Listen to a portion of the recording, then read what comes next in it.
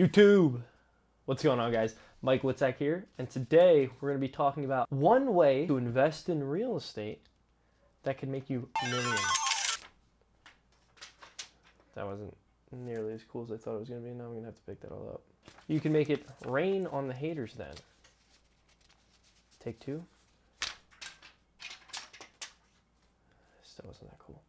I'm sure you're all looking for ideas on what to do when the economy finally goes kaput. Right? You're like, what do I do? Oh my God, I want to get in real estate, but the economy's going to crash, and it's going to blow up, and it's going to burn, and we're not going to know what to do, and it's going to be crazy and hectic. Calm down. Pause. I want to give you one way that you can make a ton of money in real estate from a very simple method that many real estate investors have used in the past to leverage the bank's money to buy more homes and make a ton of passive income. And that method, so hold up, pause. Why haven't you subscribed yet? Why haven't you done it yet? Okay, thank you. Okay, back to the video. I'm sure you know from either the title or just the way I'm describing it is the BURR method. No, it's not cold in my house. Well, it is. It's very cold this evening for whatever reason. But that's not what I'm referring to, okay? Stay focused. Focus. Don't know what the BURR method is. I'm here to explain it to you, how to do it, and then we're gonna talk about some pros and cons involved with the BURR method. So let's just jump right into it, like we always do. So what is the BURR method? BURR is an acronym. BURR is an acronym for buy, renovate, rent, refinance, repeat. So what does that all mean? So this particular method works better with homes that have been neglected or need more work, and they're just less desirable to the main person looking for a primary residency. This is more generated toward investors. You want a home that's less desirable, so you're obviously paying less money for it. You buy it for less money, you renovate it, make it worth more money, you then rent it out, and while you're renting it out, you get it refinanced. After renovating the home, it's going to be worth more money.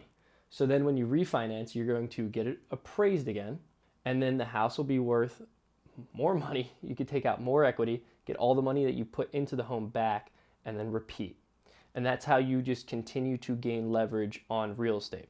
So just to give you some examples, and we'll lay out the math. So let's say you buy a house for $40,000 in cash. I think I could buy this house for 40 grand in cash, and I have about 60 total in cash. So you buy the house for $40,000 in cash. Then you take 10 grand and you renovate the home. So that leaves you with about 10 grand left in your pocket. And now the house has 10 grand renovated, but that 10 grand might translate to your home appraising for $80,000 or $100,000. Now let's say you got really lucky. You put 10 to 15 grand into it. The home appraises for $100,000. Now, the best part is you're renting it out. So the rent is coming in from the property already. But then what you're going to do is you're going to refinance. You're going to refinance the home. It is now worth $100,000. So you don't only get your previous investment back, but you get some out on top of that while the person renting the house out is paying the mortgage. So what this allows you to do is you can take this money then and go buy a house for $60,000. Renovate it, rent it, refinance it, repeat. And you continue to do this, cause leverage on yourself, meaning you're using the bank's money to continue to buy property. So I know you're probably thinking, Mike, I don't have $40,000 in cash. Dude, what are you saying to me? How do I become rich now? First off, that's not gonna happen. Stop watching Grant Cardone. Stop it. Second off, there's a couple different ways, so pause. So first thing you could do, you could have $40,000 in cash, or 50, or 60.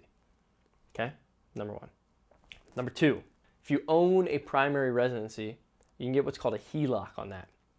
What a HELOC will do is it's a home equity line of credit, and it allows you to take out some equity on your property. So if you get a HELOC for 50 grand, you can draw that 50 grand just like you can draw money on a credit card, and take it out in cash. Now you have cash. Now you got 50 grand in cash. Go buy a home. The only downside with that is now you have a monthly payment on your HELOC. So you better hope that you get the money out of your rental property to start paying off this HELOC, or have it covered another way. And number three is, it could be gift money.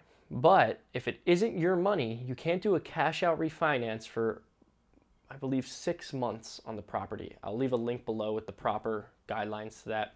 But I believe it's 6 months if it isn't your cash that you're buying the house with. So with that being said, the best way to do the BURR method is to have your own money, because all it takes is one.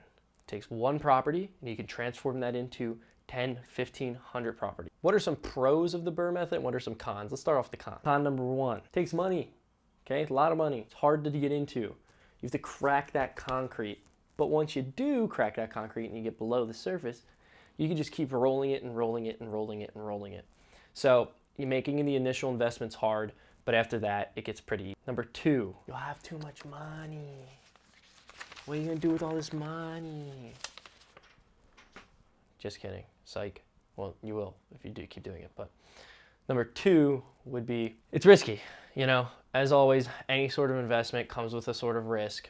You gotta hope that you can renovate the house with the amount of money that you have. So always leave yourself a cushion of money that allows you, in case emergencies happen, like there's a water leak, a pipe breaking, electrical, new roof, new water heater. There's a ton of stuff that can go wrong with real estate. But you always want to prepare for that and don't let it be like the determining factor on you buying a home, okay? You always just want to look into it, make sure you go through a walkthrough, make sure you look at the property and invest smart, okay? Don't just be like, oh, this house is worth 20 grand. I need to buy it now. Don't do that. You'll probably get screwed, okay? Don't do that. Now, what are some pros of the BURR method? You could escape the matrix. But you need to find a way to some degree to escape the matrix. You could create a ton of passive income for yourself. That's number one. Huge pro number two, it allows you to get into real estate.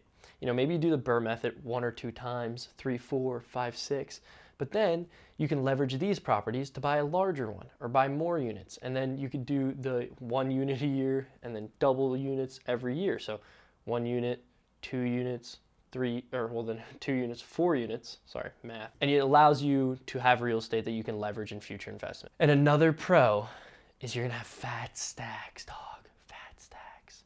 As always, thank you so much for watching. A little quick one today. Go ahead, chop it up together. Mitch Karshner. Leave a comment down below. Wu-Tang. Thank you guys for watching. Catch you in the next video. Out.